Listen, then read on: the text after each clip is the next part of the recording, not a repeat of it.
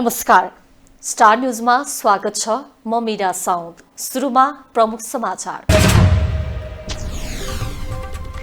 सत्ता गठबन्धनका कारण देश गम्भीर संकटमा पुगेको केपी ओलीको आरोप। इतिहासले सम्झिन लायक काम गरेको प्रधानमन्त्रीको दावी। रुग्ण उद्योग बिउत्याउने जिम्मा नेपाली सेनालाई सुम्पिने सरकारको तयारी। हेटौडा कपडा उद्योग सञ्चालनमा ल्याइँदै। भारतीय कम्पनीले नेपालका अन्तर्राष्ट्रिय विमानस्थलमा देखाएको चासोप्रति नागरिक अभियन्ताको विरोध। रणनीतिक स्वार्थमा आघात पर्ने तर्क। पाकिस्तानका पूर्व प्रधानमन्त्री खान दम्पतिलाई 14 वर्ष जेल सजाय सुनाइयो। राज्यको उपहार बिक्री गरेको आरोप। र आइसिसी अन्डर 19 विश्वकप सुपर 6 अन्तर्गत नेपाल बंगलादेशसँग पराजित। पर्सि भारतको सामना गर्ने।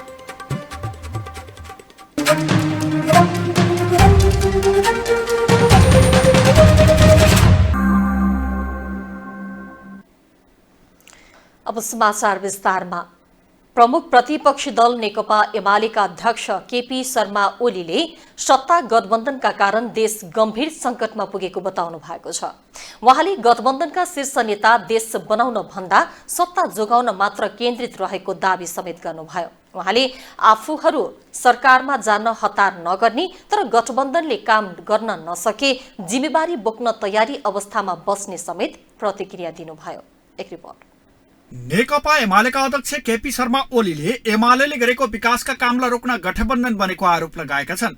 सिन्धुपाल्चोकमा आयोजित कार्यक्रमलाई सम्बोधन गर्न पुगेका एमाले अध्यक्ष ओलीले एमाले सरकारले मुलुकको विकासमा धेरै राम्रो काम गरेको र अहिलेको गठबन्धन बनाएर त्यसलाई रोक्ने काम गरेको ठोकुवा गरेका हुन्। गठबन्धनले एमाले नेतृत्वको सरकारले ल्याएको विकास भन्दा बित्तिकै काट्ने काम गरेको पनि उनको गुनासो थियो। अहिलेको सरकारले मुलुकको विकासमा ध्यान दिन नसकेको समेत भन्न भ्याएका अध्यक्ष ओलीले अहिले नेपालमाथि गठबन्धन नामको ग्रहण लागेको बताए। देश बनाउने एउटा एमालेलाई छेक्न अहिले 8-10 वटा गठबन्धन मिलेर ग्रहणको काम गरिरहेको ओलीको भनाइ थियो। साथै उनले अब एमाले त्यो ग्रहणबाट बाहिर निस्कने र देश विकासको काममा लाग्ने समेत बताएका छन्। देशलाई पनि कहिले ग्रहण लाग्छ। एउटा फुच्चे चन्द्रमाले सूर्यमा ग्रहण लगाइदिन्छ। यहाँ त 8-10 वटा गठबन्धनीहरू छन् एमालेलाई चाहिँ। एमालेलाई ग्रहण लगाउनका लागि 8-10 वटा एक ठाउँ जुटिएर आएको छ। देश बनाउने कुरा सुन्नुभएको छ उहाँले। गठबन्धन जोगाउने भन्नुहुन्छ। देश बनाउने भन्नुहुन्न, गठबन्धन जोगाउने। साथै अध्यक्ष ओलीले वर्तमान गठबन्धनका कारण देश गम्भीर अवस्थामा पुगेको पनि विश्लेषण गरेका छन्। तर एमाले सरकारमा जान हतार भने नगर्ने उनको भनाइ थियो। साथै उनले 2084 को निर्वाचनमा सम्पूर्ण ठाउँ एमालेले जित्ने र गठबन्धनलाई देखाइदिने पनि उद्घोष गरे।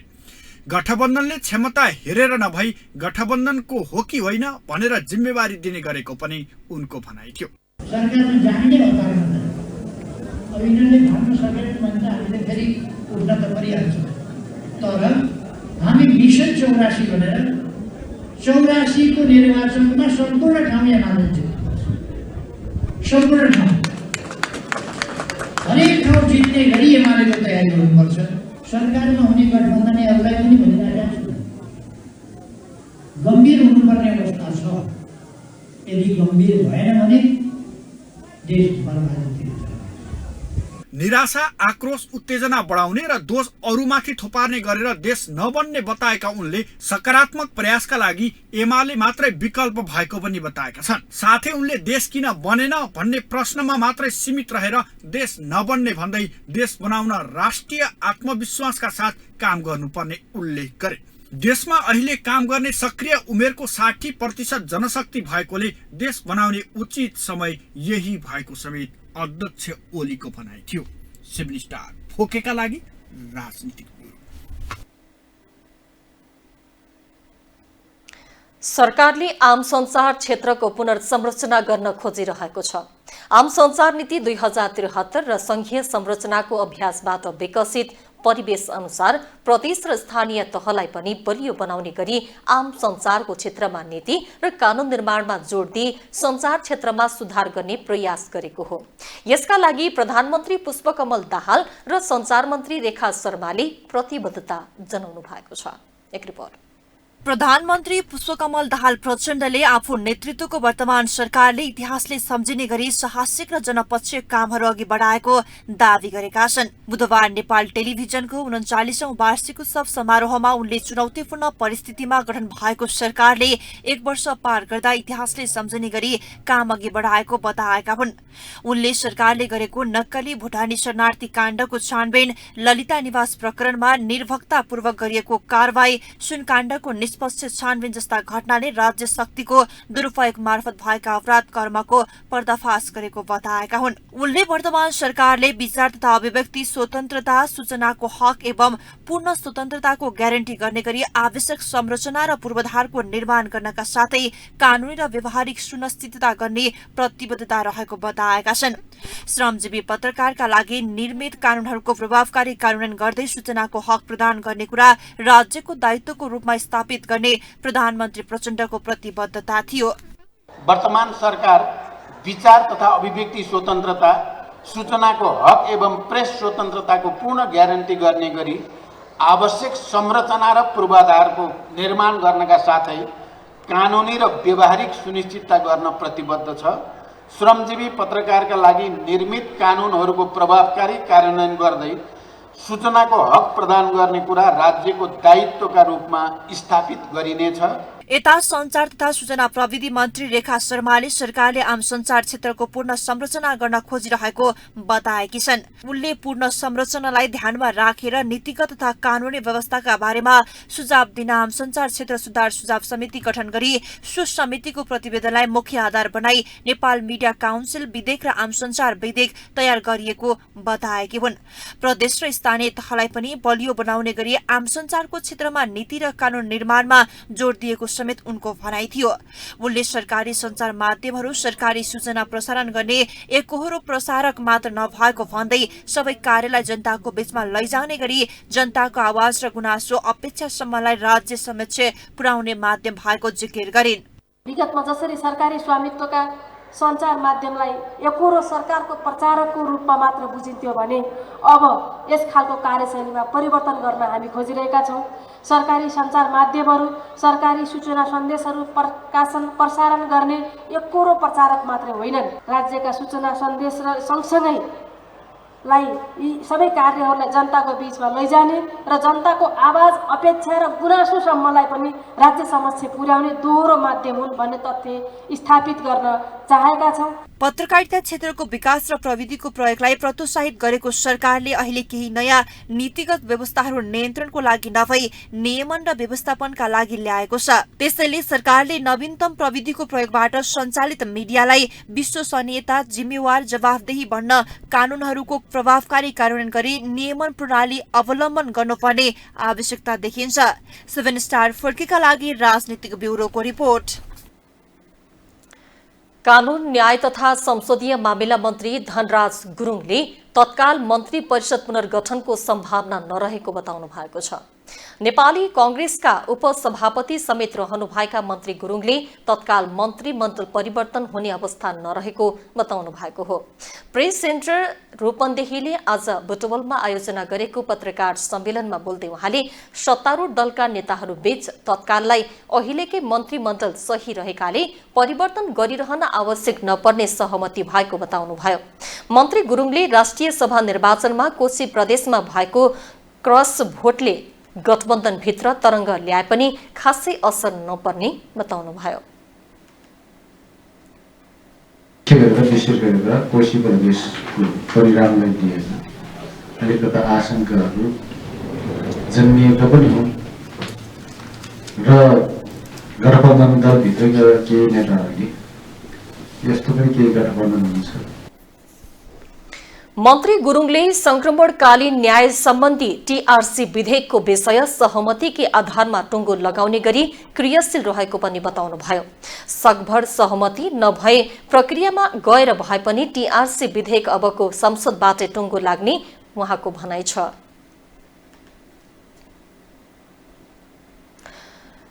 तीन दशक अघि बन्द भएको हेटौडा कपडा उद्योगलाई पुनः सञ्चालन गर्न सरकार अगाडि बढेको छ।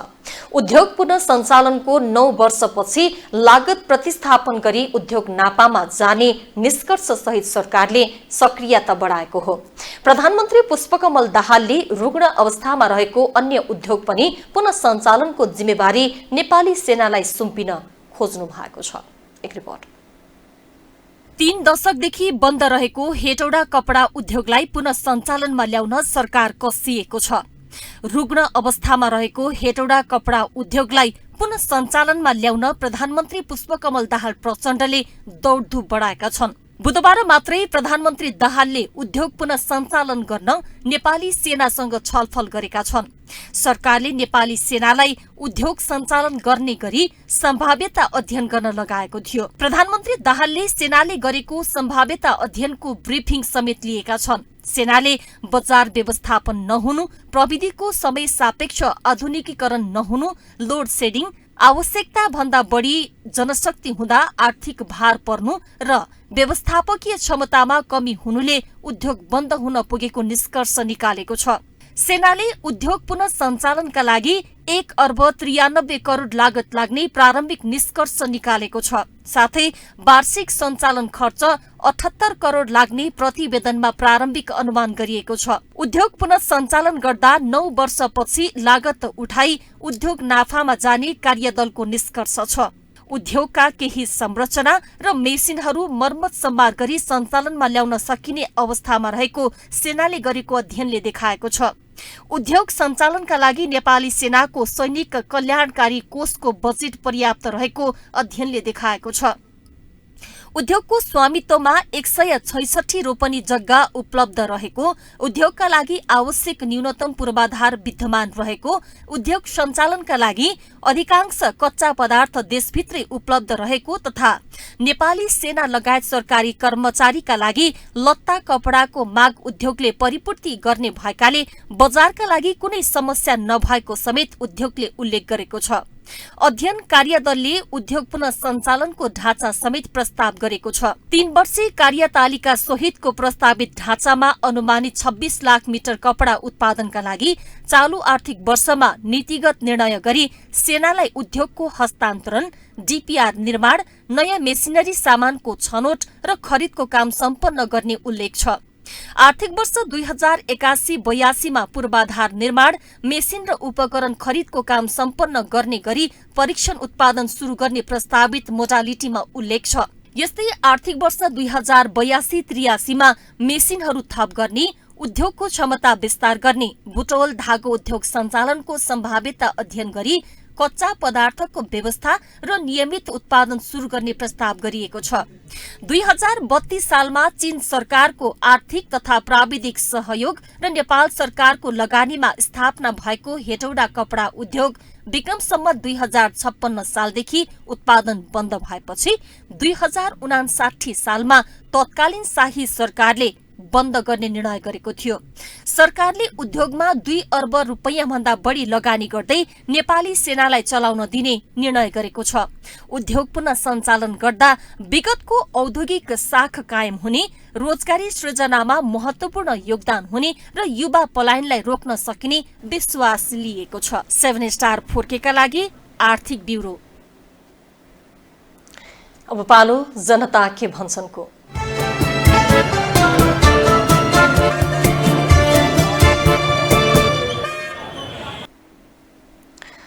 सही हालतमा चलिरहेका नेपालका ठूला उद्योग तथा कल कारखाना 2046 सालमा प्रजातन्त्र आएपछि धमाधम बन्द गरियो। अब तिनी उद्योगलाई पुनर्जीवित दिने भन्दै प्रधानमन्त्री पुष्पकमल दाहाल जुर्मराउनु भएको छ। यसै सन्दर्भमा जनता के भन्छन् माझ हामीले सर्वसाधारणलाई सोधेका छौं। बन्द भएका र थला परेका उद्योग पुनः सञ्चालनमा ल्याउन कतिको सम्भव देख्नुहुन्छ? हेरौं उनीहरूको जवाब जस्ताको त्यस्तै। गरे सरकारले सम्भव छ, सम्भव नहुने कुरै छैन। किनभने यो पहिले खोल्नु पर्थ्यो नि उद्योग कल कारखाना। जब बन्द भयो यो कुनै पनि सरकार आउँदाखेरि यो पहिलो प्राथमिकता दिनु पर्थ्यो, अहिलेसम्म दिएन। अब उहाँहरूले नै यो 12 वर्षभित्रमा उहाँहरूले देश चलाउँदाखेरि बेच्नु भएको चाहिँ कल कारखानाहरू के फिर्ता आउन सक्छ र हामी जनतालाई के लाटो सम्झिनु भएको छ? यो सम्भव होला जस्तो मेरो विचारमा लाग्दैन। सम्भव त अब खै आए कल कारखाना फिर्ता भयो भने त अब राम्रो, सबैको लागि राम्रो हुन्थ्यो, रोजगारहरू पाइन्थ्यो होइन। केही कुराहरूलाई चाहिँ सुविधाजनक हुन्थ्यो।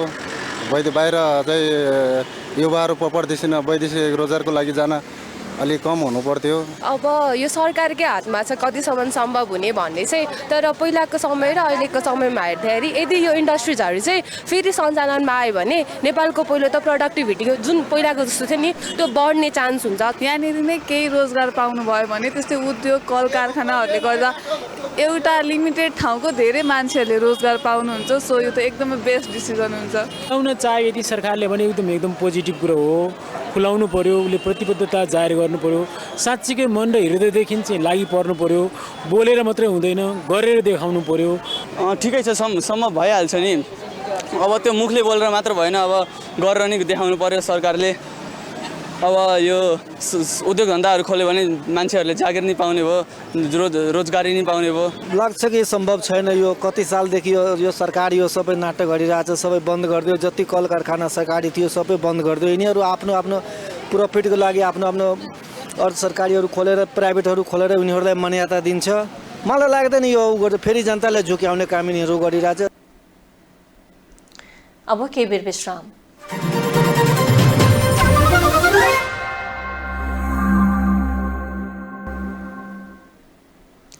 विश्रामपछि पुनः स्वागत छ। अब बाँकी समाचार।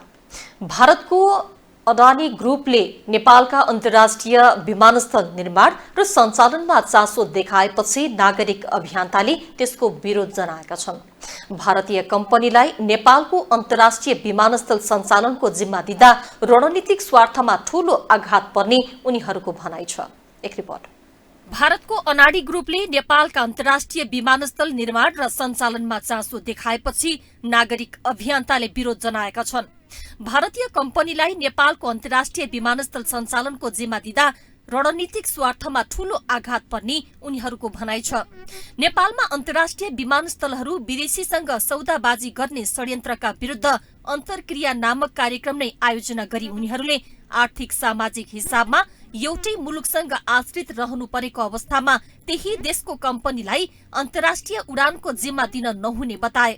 उनीहरूले बाहिर आएको जस्तो नेपालका सबै अन्तर्राष्ट्रिय विमानस्थलहरू सञ्चालनको जिम्मा भारतीय अडानी ग्रुपलाई दिने तयारी भएको भए घातक विषय भएको बताएका छन्। नागरिक अभियन्ता एवं सरकारका पूर्व मुख्य सचिव लीलामणि पौडेलले अन्तर्राष्ट्रिय विमानस्थलहरू भारतीय कम्पनीलाई सञ्चालन गर्न दिनु आर्थिक, प्राविधिक र राष्ट्रको दीर्घकालीन हिसाबले उपयुक्त नहुने तर्क गरे। उनले भूपरिवेष्टित मुलुकहरूले बाह्य विश्वसँग सम्पर्क गर्ने माध्यम हवाई र रेलवे यातायात रहेको उल्लेख गरे। नेपालको बाह्य मुलुकसँग जोडिने माध्यम भनेको हवाई यातायात भएको भन्दै उनले अन्तर्राष्ट्रिय विमानस्थलहरू राज्यको अग्रसरतामा सञ्चालन गराउनु पर्नेमा जोड दिए। त्यो भूपरिवेष्टित मुलुकले बाह्य मुलुकसँग सम्पर्क गर्ने माध्यमको रूपमा चाहिँ दुईवटा यातायातको साधनहरू लिइन्छ। त्यो समुद्र नभएको मुलुकहरूलाई एउटा रेलवेलाई र अर्को चाहिँ हवाई यातायातलाई। अब यो हवाई यातायात चाहिँ हामीले गएको झन्डै 40-50 वर्षदेखि नै अन्तर्राष्ट्रिय सम्बन्ध स्थापनाका लागि चाहिँ एउटा स्ट्राटेजिक नेटवर्क अथवा यो हाम्रो चाहिँ कनेक्टिभिटीको लागि चाहिँ त्यो एउटा यो बहुपक्षीय सम्बन्ध विस्तारको लागि यता गतिलो माध्यमको रूपमा प्रयोग गरिरहेको हो। यस्तै पूर्व अख्तियार प्रमुख सूर्यनाथ उपाध्यायले नेपालमा सबै अन्तर्राष्ट्रिय विमानस्थल भारतीय कम्पनीलाई सञ्चालनमा दिने विषय बाहिर आएकाले यसको विषयमा प्रधानमन्त्रीले संसदमा जवाब दिनुपर्ने बताए। उनले वर्तमान सरकार भारतसँग कम्फर्टेबल रहेको प्रधानमन्त्री पुष्पकमल दाहालको भनाइले सबै कुरा बुझ्न सहज हुने जिकिर गरे। सरकारले भारतीय कम्पनीलाई सबै अन्तर्राष्ट्रिय विमानस्थल सञ्चालन गर्न दिने तयारी गरेको भए यो देशका लागि घात हुने उल्लेख गरे। भनेपछि यो कुराको बारेमा प्रधानमन्त्रीले संसद चल्ने भएको छ। अब तुरन्तै संसदमा यो कुरो भन्नु पर्यो, यसको पनि कमिटी हुन्छ, हेरिन्छ, त्यसकारणले यो बिग्रिसकेपछि अनि हल्ला गरेर हुने कुरो हुँदैन, गाह्रो हुन्छ त्यतिखेर। त्यसकारणले यो संसदमै उठ्नुपर्ने कुरा हो र यसको बारेमा के भएको हो सरकारको तर्फबाट स्पष्ट रूपमा भनिनु पर्यो र यदि सुनेको जस्तै हो भनेदेखि यो चाहिँ ज्यादै घातक कुरा हो। यता नेकपा मालेका महासचिव सीपी मैनालीले विमानस्थल सञ्चालनको विज्ञतामा कमी भए पनि भारतीय कम्पनीलाई दिन नहुने भन्दै नेपाल सरकारले नै सञ्चालन गर्नुपर्ने जिकिर गरे। उनले अन्तर्राष्ट्रिय विमानस्थल मुलुकको सुरक्षासँग जोडिएको राजनीतिक विषय भएको दावी गरे। त्यही मुलुकको कम्पनीलाई हाम्रा अन्तर्राष्ट्रिय विमानस्थलहरूको सञ्चालन गर्न दिनु हामी गरिब भए पनि हुँदैन, हाम्रोमा त्यो विज्ञता नभए पनि हुँदैन। हामीले नै चलाउनु पर्छ, हाम्रो देशले नै चलाउनु पर्छ, हामीले जनशक्ति तयार गर्नुपर्ने हुन्छ। यो यस हिसाबले यो सिक्युरिटीसँग गाँसिएको एउटा राजनीतिक विषय पनि हो। हालै मात्रै भारत भ्रमणका क्रममा अर्थमन्त्री डाक्टर प्रकाश शरण महतसँग भारतको अनाडी ग्रुपका प्रमुख गौतम अनाडीले नेपालका विमानस्थल सञ्चालन र निर्माणमा रुचि देखाएका थिए। 7 स्टार 4K का लागि राजनीतिक ब्युरो। सरकारले आफ्ना माग सुनवाई नगरेको भन्दै मिटर ब्याज पीडितले मंगलबारदेखि पूर्वी नाका काकरभिट्टा र पश्चिम नाका कञ्चनपुरको गड्डा चौकीबाट एकैसाथ न्याय मार्च सुरु गरेका छन्। आर्थिक अपराधबाट पीडित बनाइएका किसान मजदुरलाई अपराधीको चंगुलबाट मुक्त गराउन सरकारलाई दबाब दिने उद्देश्यले न्याय मार्च गर्न लागेको उनीहरूको भनाइ छ। पूर्वी काकरभिट्टाबाट र महेन्द्रनगरबाट हिँडेको यात्रा चितवनमा पुगेर 15 दिनपछि एकैसाथ काठमाडौँ प्रवेश गर्ने र उनीहरू सडकमै खाने र सडकमै सुत्नेछन्। एक रिपोर्ट। देशभरका विभिन्न जिल्लाबाट मिटर ब्याज तथा लघुवित्त पीडितहरू सडकमा निस्किएका छन्। मेची महाकाली काठमाडौँ पैदल यात्राका लागि न्याय मार्च नाम दिएर उनीहरू सडकमा निस्किएका हुन्। पूर्वी टोलीको नेतृत्व अवधेश कुशवाहाले गरेका छन् भने पश्चिम टोलीको नेतृत्व संघर्ष समितिका प्रवक्ता निर्ग नवीनले गरेका छन्। मिटर ब्याज तथा ठगी विरुद्ध किसान मजदुर संघर्ष समितिको नेतृत्वमा नेपालको पूर्वी नाका झापाको काखडभिट्टा र पश्चिमी नाका कञ्चनपुरको गड्डा चौकीबाट उनीहरू पूर्व पश्चिम राजमार्ग हुँदै काठमाडौँसम्मको यात्रामा छन्। उनीहरू सवारी साधन नभई पैदल यात्राबाटै काठमाडौँ आउने बताएका छन्। पूर्व र पश्चिमबाट आएको टोली चितवनमा माघ 27 गते आइपुग्ने र संयुक्त रूपमा राजधानी काठमाडौँको यात्रा तय गर्ने संघर्ष समितिले जनाएको छ।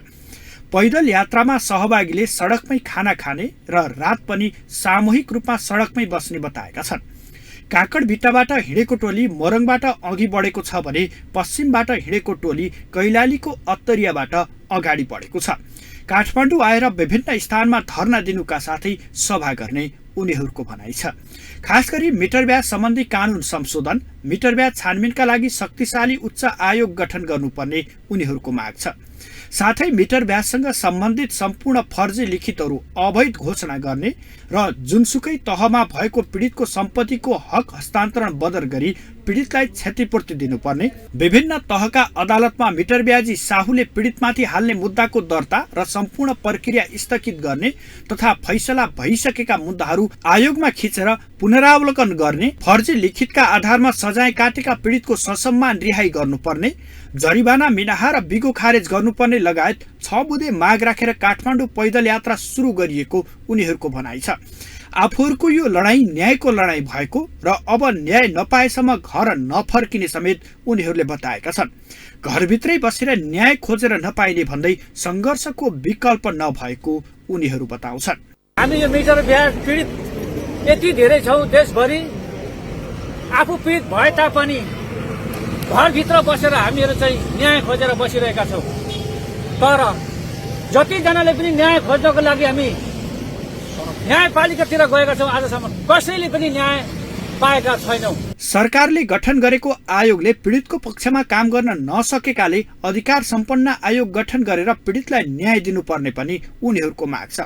कानून भनेको सबैका लागि बराबर हुने भन्दै उनीहरूले 8-9% ब्याज लिए पनि अहिले 14-15% पुगेको गुनासो गरे। 67 जिल्लामा मिटर ब्याज पीडितहरू रहेको उनीहरूको भनाइ छ। साथै अन्तिम लक्ष्य भनेको सडकदेखि सदन हुँदै सिंहदरबार बालुवाटार घेराउ गर्ने उनीहरू बताउँछन्। अन्तिम लक्ष्य हामीहरू अहिले रोड तताउँदैछौँ। रोडबाट सदनसम्म दबाब दिनको लागि हामी एउटा पैदल मार्च, हामी न्याय मार्च सहित मेचीबाट सुरु गरेका छौँ। उता महाकालीको तपाईँ कञ्चनपुरबाट सुरु गरेका छौँ र हाम्रो मेचीका साथीहरू चितवन हेटौडा हुँदै हामी चितवनमा भेट हुन्छ। महाकालीका साथी पनि फुटबल भैरावा हुँदै चितवनमा भेट हुन्छ र चितवनबाट हामी एकदम पुरा मासका साथ हामी काठमाडौँ जान्छौँ र थानकोटमा हामी जम्मा भएर हजारौँ 10,000 मान्छे हामी उतारेर सिंहदरबार घेर्छौँ, राष्ट्रपति कार्यालय घेर्छौँ, प्रधानमन्त्री कार्यालय घेर्छौँ। हामी हरेक पार्टीलाई दबाब दिन्छौँ। पैदल यात्रामा सहभागी अधिकांश महिला मधेसी अनुहारका छन्, जसमा पूर्वबाट झापा, सुनसरी, मोरङ, धनुषा, रौतहट सहित पीडित र पश्चिमबाट कञ्चनपुर, कैलाली, बाँके, दाङ, कपिलवस्तु, रूपन्देही, चितवनका साथै तराई र पहाडका अन्य जिल्लाबाट समेत सहभागी हुने समितिले जनाएको छ। यसअघि पनि काठमाडौँमा केन्द्रित भएर हप्तौंसम्म आन्दोलन गरेका उनीहरू आफ्ना माग सम्बोधन गर्न र आयोग निष्पक्ष बनाउनु पर्ने भन्दै दोस्रो पटक आन्दोलनमा उत्रिएका हुन्। यता प्रधानमन्त्री प्रचण्डले भने पछिल्लो समय मिटर ब्याज तथा लघुवित्त पीडितको समस्या समाधानमा सरकार गम्भीर रहेर काम गरेको र हजारौं समस्या समाधान भइसकेको भन्दै जाँचबुझ आयोगको प्रतिवेदनका आधारमा समस्या समाधान गर्ने दावी गरेका छन्। 7 स्टार फोकेका लागि राजनीतिक ब्युरो।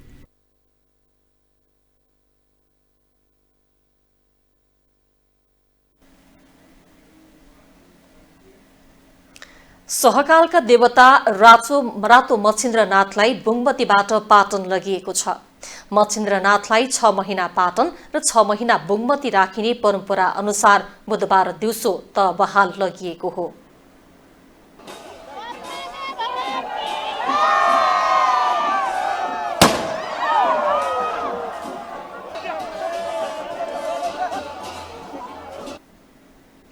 काठमाडौँ उपत्यकाको सबैभन्दा लामो रथ यात्राका रूपमा रहेको मच्छिन्द्रनाथको रथ आरोहण वैशाख शुक्ल प्रतिपदाका दिन गरिन्छ।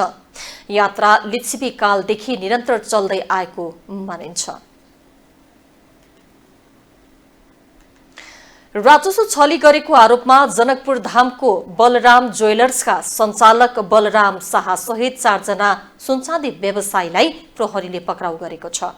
बलराम ज्वेलर्सका सञ्चालक शाहका साथै अरुण ज्वेलर्सका सञ्चालक अरुण शाह र मिर्चैयाका व्यवसायहरू गरी 4 जनालाई प्रहरीले पक्राउ गरेको हो। 4 जनालाई राजस्व छली गरेको आरोपमा पक्राउ गरेको र उनीहरूलाई अनुसन्धानका लागि पथलैया पठाइएको प्रहरीले जनाएको छ। यता सुनचाँदी व्यवसायीलाई प्रहरीले पक्राउ गरेपछि व्यवसायी सोनारपट्टी बजारमा पसल व्यवसाय बन्द गरेर सडकमा टायर बाल्दै विरोध प्रदर्शनमा उत्रिएका छन्। कारखानाबाट गहना बनाएर पसल लैजाँदै गर्दा प्रहरीले व्यवसायीलाई पक्राउ गरेको र बिल रसिद खोजेपछि दिन नसकेपछि पक्राउ गरेर सिधै पथलैया पुर्याएको भन्दै उनीहरू विरोधमा उत्रिएका हुन्। अब पालो पुनः विश्रामको।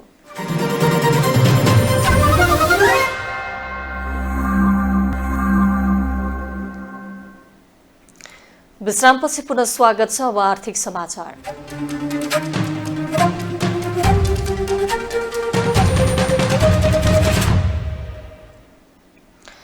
जारी सन् 2024 मा विश्वको औसत आर्थिक वृद्धि दर भन्दा नेपालको वृद्धि दर राम्रो हुने भएको छ। अन्तर्राष्ट्रिय मुद्रा कोष IMF ले सार्वजनिक गरेको वर्ल्ड इकोनोमिक आउटलुकको रिपोर्ट अनुसार यो अंग्रेजी वर्षमा नेपालको आर्थिक वृद्धि दर 5% हुने प्रक्षेपण गरिएको छ। यस्तै उपभोक्ता मूल्य वृद्धि भने 6.7% रहनेछ। यस वर्ष विश्वको औसत वृद्धि दर 3% रहने देखिएकोमा नेपालको भने 5% पुग्ने अनुमान छ। विश्वको अर्थतन्त्रको औसत वृद्धि दर 23 वर्ष यताकै कम हुने IMF ले जनाएको छ। यस्तै आगामी वर्ष अर्थात् सन् 2025 मा पनि विश्वको वृद्धि दर 3.2% मात्रै हुने रिपोर्टमा उल्लेख गरिएको छ। कृषि तथा पशुपक्षी क्षेत्रको विकासमा सहकार्य गर्ने गरी नेपाल सरकार र अन्तर्राष्ट्रिय पशु अनुसन्धान संस्थान बीच सम्झौता पत्रमा हस्ताक्षर भएको छ। उक्त सम्झौताले पशुपक्षी अनुसन्धान, विकास, नवीन प्रविधि प्रवर्धन र कृषि क्षेत्रको दिगो विकासमा योगदान पुग्ने विश्वास गरिएको छ। एक रिपोर्ट। कृषि तथा पशुपन्छी क्षेत्रको विकासमा सहकारी गर्ने गरी नेपाल सरकार र अन्तर्राष्ट्रिय पशु अनुसन्धान संस्थान बीच सम्झौता पत्रमा हस्ताक्षर भएको छ। बुधबार सिंहदरबार स्थित कृषि तथा पशुपन्छी विकास मन्त्रालयमा एक कार्यक्रमका बीच सम्झौता पत्रमा हस्ताक्षर भएको हो। सम्झौता पत्रमा नेपाल सरकारको तर्फबाट कृषि तथा पशुपन्छी विकास मन्त्रालयका सचिव रेवती रमण पौडेल र अन्तर्राष्ट्रिय पशु अनुसन्धान संस्थानको तर्फबाट सहायक महानिर्देशक डाक्टर शर्ली तरावरीले सम्झौता पत्रमा हस्ताक्षर गरे। अन्तर्राष्ट्रिय पशु अनुसन्धान संस्थान बीच भएको सम्झौताले पशुपन्छी अनुसन्धान विकास, नवीन प्रविधि प्रवर्धन र कृषि क्षेत्रको दिगो विकासमा योगदान पुग्ने सरकारले विश्वास लिएको बताएको छ। सम्झौता पत्रमा हस्ताक्षर कार्यक्रममा कृषि मन्त्री डाक्टर बेदुराम भुसालले विकासशील देशहरूमा पशुपालनको क्षेत्रमा काम गरी किसानहरूको जनजीवनमा सुधार ल्याउने उद्देश्यले अन्तर्राष्ट्रिय पशु अनुसन्धान संस्थानसँग भएको सम्झौता पत्र नेपालका लागि महत्वपूर्ण कोसेढुङ्गा साबित भएको बताए। उनले सरकारले विगत लामो समयदेखि अन्तर्राष्ट्रिय पशु अनुसन्धान संस्थानसँग सहकार्य गर्दै आएको उल्लेख गर्दै जलवायु स्मार्ट पशुपालन, पशुपालनमा लगानी र लम्की स्किन रोकथाम कार्यशाला गर्दै आएको बताए। उनले अन्तर्राष्ट्रिय पशु अनुसन्धान संस्थानसँग आजबाट थप नयाँ अध्यायको शुरूआत भएको बताए। मन्त्री डाक्टर भुसालले अन्तर्राष्ट्रिय पशु अनुसन्धान संस्थानसँगको सहकार्य मार्फत पशुपालन क्षेत्रमा देखिएका चुनौतीहरूलाई सम्बोधन गर्ने र नेपाली पशुपालन किसानको समृद्धि प्रदान गर्न सफल हुने विश्वास लिए। अत्याधुनिक अनुसन्धानलाई प्रगतिको आधारशिला मान्दै गरिने दिल्लीसँगको यो हाम्रो सहकार्यले अवश्य पनि नेपालको पशुपन्छी क्षेत्रको उत्पादनशीलता र उत्पादकत्व वृद्धि गर्नमा नवीन समाधानहरूतर्फ उन्मुख गराउनेछ भन्ने पनि मलाई लाग्दछ। मन्त्रालयका सचिव डाक्टर पौडेलले अन्तर्राष्ट्रिय पशु अनुसन्धान संस्थानसँगको सहकार्यले नेपालको पशुपालन क्षेत्रमा स्थानीय समस्याहरूलाई समाधान गर्न अनुसन्धानात्मक कार्यहरूलाई स्तरीय र अन्तर्राष्ट्रिय परिवेश अनुकूल बनाउन फलदायी हुने विश्वास लिए। उनले अन्तर्राष्ट्रिय तथा क्षेत्रीय बजारमा नेपालका पशुजन्य उत्पादनहरूलाई पहुँच वृद्धि गर्न सार्थक हुने बताए। Now we are in the juncture of exporting of livestock sectors, livestock products also, because in our countries farmers are very interested to raise the livestock products. अन्तर्राष्ट्रिय पशु अनुसन्धान संस्थान के महानिर्देशक तरावलीले उचित पोषण, बाल कुपोषण न्यूनीकरण, संज्ञानात्मक विकासका सुधार, खाद्य उत्पादन र स्वास्थ्यका लागि साना किसानको पशुपालन प्रणालीलाई रूपान्तरण गर्ने बताइन्। उनले नेपाल सरकारसँगको सहकार्यप्रति उत्साह व्यक्त गरे। उनले नेपालको उच्च आर्थिक वृद्धिका लागि दिगो उत्पादन मार्फत खाद्य र पोषण सुरक्षाको लक्ष्य पूरा गरी पशुधन विकासमा नेपालको प्रतिबद्धतालाई स्वीकार गरे। Contribute to not just food but to ecosystem services, support crop production in those integrated small-scale crop livestock systems. संस्थानले नेपालमा भैँसीको दूध मूल्य श्रृङ्खला, पशुधन लगानी योजना, क्षमता विकास र लम्की स्किन रोग नियन्त्रण सम्बन्धी कार्यशाला गर्दै आएको छ। यस्तै संस्थानले पानीको सदुपयोग, मिथेन ग्यास उत्सर्जन, एकीकृत पोषण प्याकेज स्केलिङ सम्बन्धी परियोजनाहरूमा पनि काम गरिरहेको छ। अब पालो अन्तर्राष्ट्रिय समाचारको।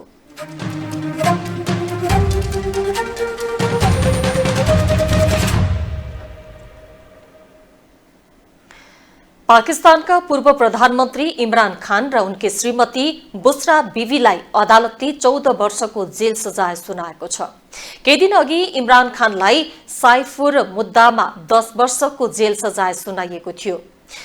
बुशरा बीबीले सजायपछि आत्मसमर्पण गरेकी छन्। सन् 2022 मा विपक्षी दलहरूले इमरान खानलाई प्रधानमन्त्री पदबाट हटाएका थिए। उनी यसअघि नै भ्रष्टाचारको मुद्दामा दोषी पाइएपछि 3 वर्षको जेल सजाय काटिरहेका छन्। मंगलबार इमरान खानलाई राष्ट्रिय गुप्तचर सूचना चोहावट गरेको आरोपमा सजाय सुनाइएको थियो। यसैबीच आज उनलाई भ्रष्टाचारको मुद्दामा 14 वर्षको जेल सजाय सुनाइएको छ। इमरान खानले आफू विरुद्धका अधिकांश मुद्दा राजनीतिक रूपमा प्रेरित रहेको बताउँदै आएका छन्। खानलाई यो सजाय पाकिस्तानमा आम चुनाव हुनु केही साता अघि सुनाइएको हो। इमरान खानलाई यस अघि नै चुनाव लड्न प्रतिबन्ध लगाइएको थियो। खान गत वर्ष अगस्तमा पक्राउ परेदेखि जेलमा रहेका छन्।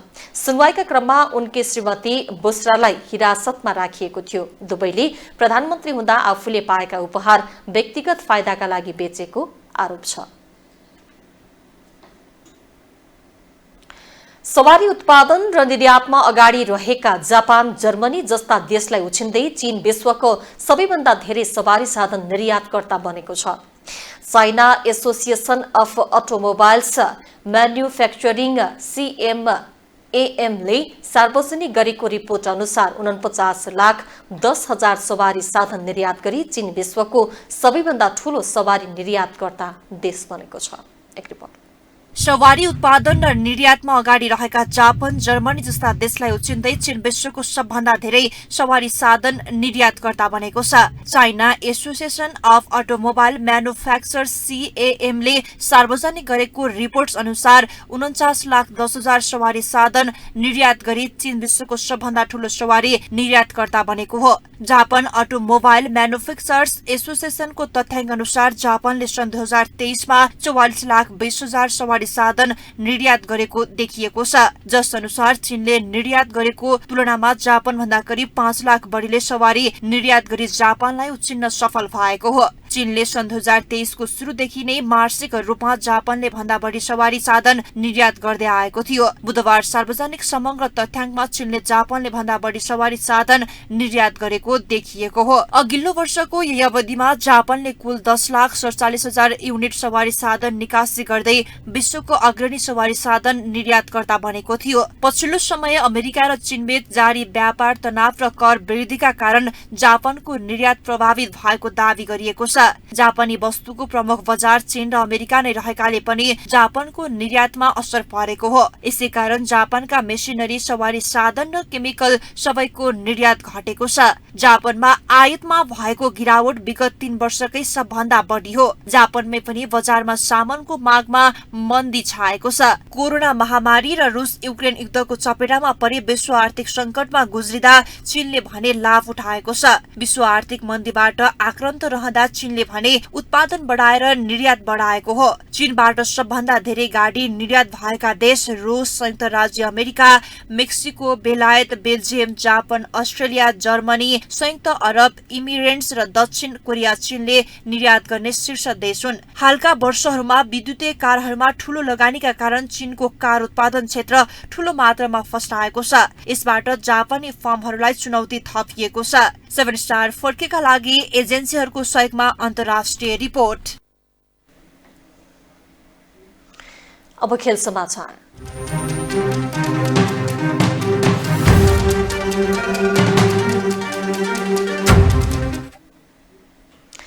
आईसीसी अन्डर 19 विश्वकपको सुपर 6 अन्तर्गत आज भएको खेलमा नेपाल बंगलादेशसँग 5 विकेटले पराजित भएको छ।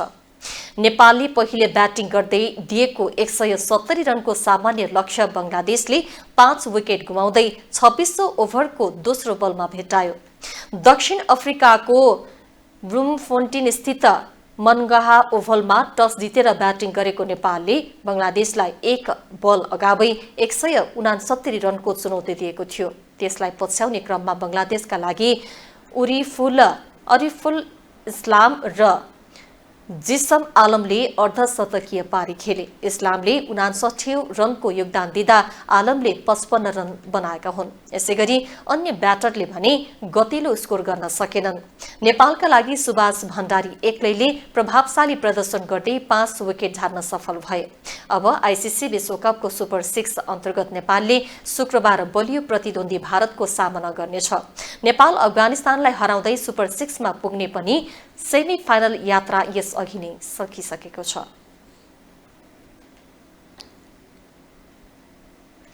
प्रधानमन्त्री कप 1 दिवसीय क्रिकेटमा नेपाल पुलिस क्लबले लुम्बिनी प्रदेशमाथि 103 रनको फराकिलो जित हात पारेको छ। मोलपानी क्रिकेट मैदानमा पहिले ब्याटिङ गरेको पुलिसले निर्धारित 38 ओभरमा सबै विकेट गुमाएर 245 रन बनाएको थियो। यसअघि नै प्रधानमन्त्री कपको फाइनलमा प्रवेश गरेको पुलिसको यो प्रतियोगितामा लगातार 8औं जित हो। यता ओपनर आसिफ शेखको शतकका बावजुद प्रधानमन्त्री कप 1 दिवसीय राष्ट्रिय क्रिकेट प्रतियोगितामा एपीएफ क्लब कर्णाली प्रदेशसँग पराजित भएको छ। त्रिवी क्रिकेट मैदानमा 21 रनले पराजित भएसँगै एपीएफ शीर्ष 4 मा पर्न असफल भएको छ। कर्णालीले राष्ट्रिय प्रतियोगितामा पहिलो पटक विभागीय टोलीलाई हराएको हो। पुलिस 7 खेलमा 14 अङ्कका साथ शीर्ष स्थानमा रहेको छ। आर्मी 8 खेलमा 6 मा जित र 2 मा हार सहित 12 अङ्कका साथ दोस्रो स्थानमा छ। आर्मीले अन्तिम खेल बिहीबार गण्डकीसँग खेल्नेछ। यो खेलमा आर्मी विजय भएमा पुलिससँग फाइनल खेल्नेछ। आर्मी पराजित भएको खण्डमा बागमतीसँग नेट रन नेटमा पर्नेछ। बागमती 9 खेलमा 6 मा जित र 3 मा हार सहित 12 अङ्कका साथ तेस्रो स्थानमा छ। मधेस 9 खेलमा 6 मा जित र 3 मा हार सहित 12 अङ्कका साथ चौथो स्थानमा रहँदै एलिट ट्रफी खेल्ने भएको छ। एफएफ भने 9 खेलमा 5 मा जित र 4 मा हार सहित 10 अङ्कका साथ 5औं स्थानमा छ। जावलाखेल युथ क्लबलाई 1-0 ले पराजित गर्दै 3 स्टार क्लब आहार आरा पोखरा गोल्ड कप फुटबलको फाइनलमा पुगेको छ। 3 स्टारको जितका लागि खेलको 78औं मिनेटमा दिपेश घलेले एकमात्र निर्णायक गोल गरेका थिए। खेलको 66औं मिनेटमा आदित्य कासेको स्थानमा मैदान प्रवेश गरेका उनले दिपेश आले मगरको असिस्टेन्टलाई फिनिसिङ दिएका थिए। 3 स्टारले अब वादीका लागि त्रिभुवन आर्मी एफसी र चर्च बोइज युनाइटेड बीचको विजेतासँग शनिबार खेल्नेछ।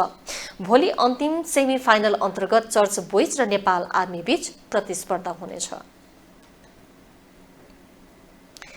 यससँगै हामी स्टार न्यूजको अन्त्यतिर आइपुगेका छौं। जाँदा जाँदै प्रमुख समाचार पुनः एकपटक।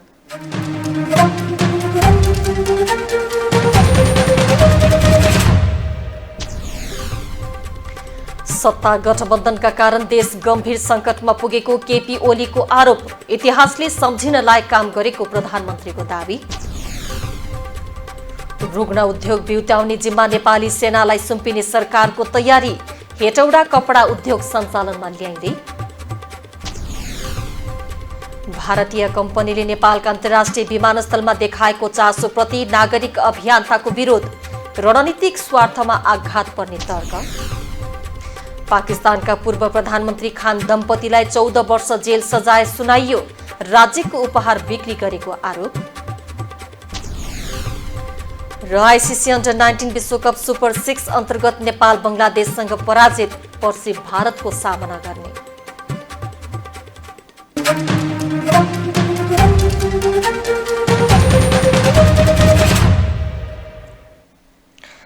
अवस्था स्टार न्यूज अहिलेलाई यति नै। 7 स्टार 4K टेलिभिजन तपाईँ www.7startv.com तथा फेसबुक र युट्युबमा पनि प्रत्यक्ष हेर्न सक्नुहुनेछ। हाम्रो टेलिभिजन हेर्दै गर्नुहोला। नमस्कार।